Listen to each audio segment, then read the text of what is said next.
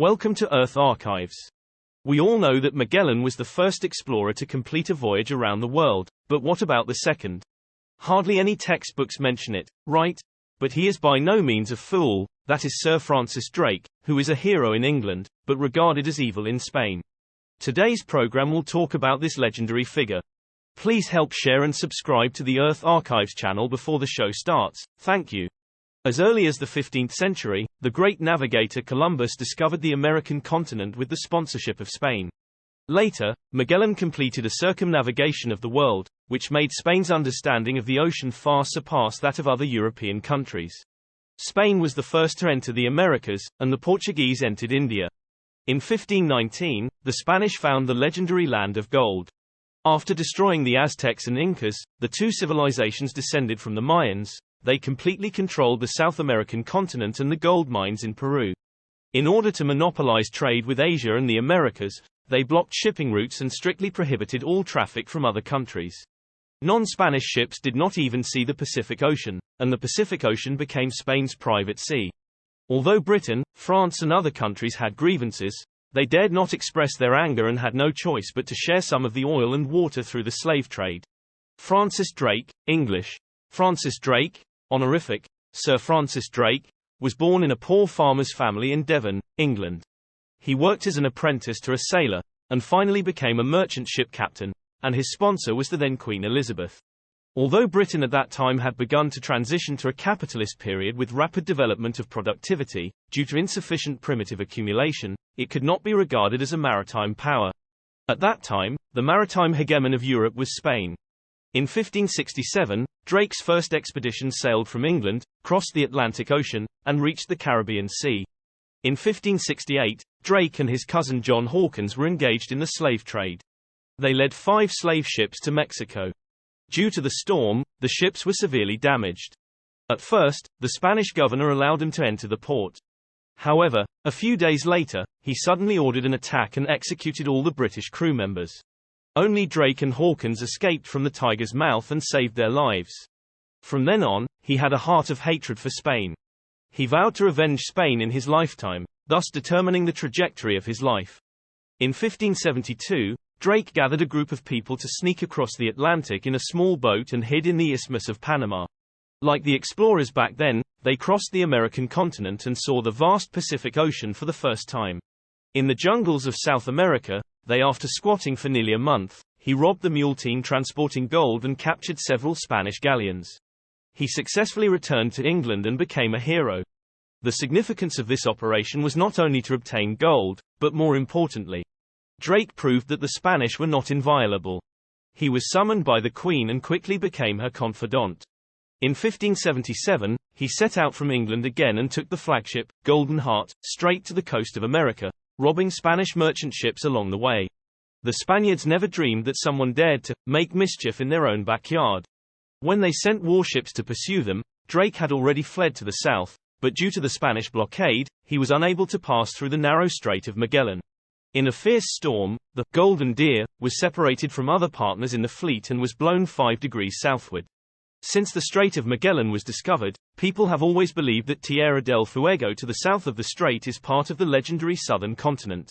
But at this time, what appeared in front of Drake was a vast expanse of land. In the vast ocean, Drake was stunned by this unexpected discovery. He happily announced to everyone that the legendary southern continent does not exist. Even if it exists, it must be in a colder place in the south. To this day we still call this vast expanse of water Drake Passage, but Drake crossed the Pacific all the way west. On July 23, 1579, he arrived at the Mariana Islands, crossed the Tropic of Cancer on August 22, and returned to the port of Portsmouth after a long absence on September 26, becoming a hero of the people again. This voyage was the second around the world after Magellan, but Drake was the first captain to command a circumnavigation from start to finish. Drake brought back tons of gold and silver, enriching the Queen's pockets. More importantly, Drake opened up a new sea route for Britain, which greatly promoted the development of the British navigation industry, and he also discovered a broad Drake Strait. From then on, the Pacific Ocean was no longer the Sea of Spain. As an explorer, Drake's achievements ended here, but as a famous naval warfare expert in the history of naval warfare, his adventure had just begun. In 1587, Queen Elizabeth of England executed Mary, Queen of Scots, who was pro-Spanish. Spain declared war on Britain. The two countries, which had long been grudged against each other, finally drew their swords against each other. However, at that time, the British Navy was still very weak, with only 34 warships, and was completely powerless. Fighting against the Spanish-Portuguese alliance, at the critical moment, Drake led 25 pirate ships and arrived. Along the coast of Spain, Drake began a surgical cleansing. He sank 36 Spanish supply ships outside the port of Cadiz, then rushed into the port of Cadiz and sank 33 Spanish ships. 5 On September 15, the Drake fleet raided the anchorage near Lisbon. In the chaos, hundreds of ships collided and sank, causing immeasurable losses. Then, he captured the fortress of Cape San Vicente and strangled the throat of the Mediterranean. On his way back home, he robbed the private treasure ship of King Philip II of Spain and robbed wealth worth £110,000. As a result of this series of actions, the war was delayed for at least a year, thus buying valuable time for Britain. On May 20, 1588, the Spanish, Invincible Fleet, consisting of 10 detachments and 130 ships, set sail from Lisbon. On July 19, it began to take up formation in the English Channel. In addition to 34 Royal Navy warships, the British, there are 60 private ships, and the forward is the Drake detachment, composed of 34 warships. Drake's cousin pirate Captain Hawkins also comes to help. The two are preparing to work together to rescue their companions who died in the Gulf of Mexico. They take revenge. The commander-in-chief of the British side is Lord Howard, and the Spanish side is led by the Duke of Middelburg.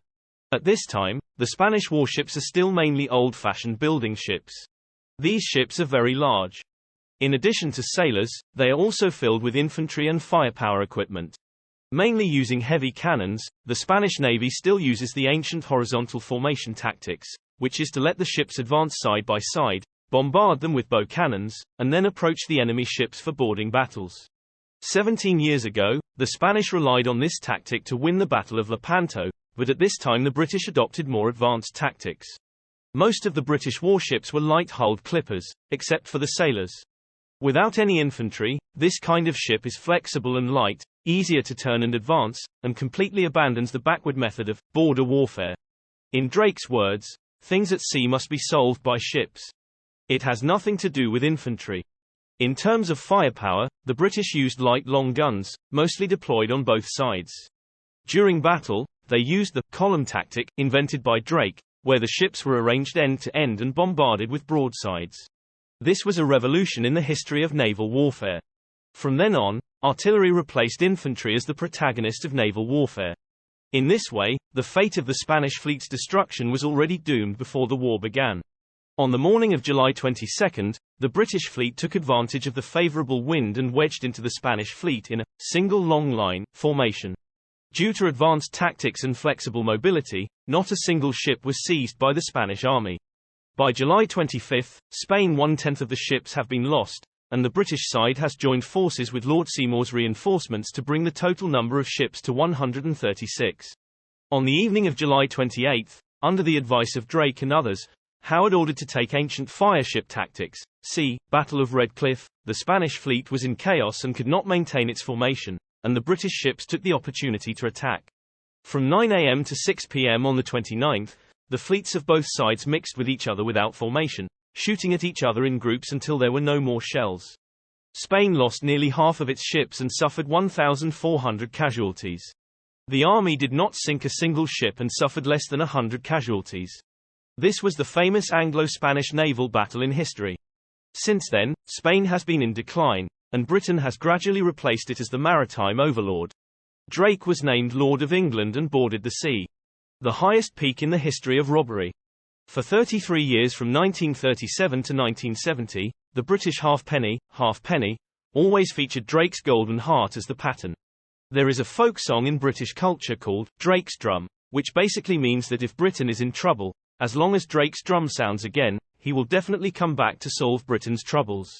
The sunken ship of legendary navigator Francis Drake has been found in the waters of Panama, according to an American pirate museum. Due to the passage of 4 centuries, both ships were severely damaged. It is believed that Drake's crew sank the ship after his death. Details remain to be confirmed.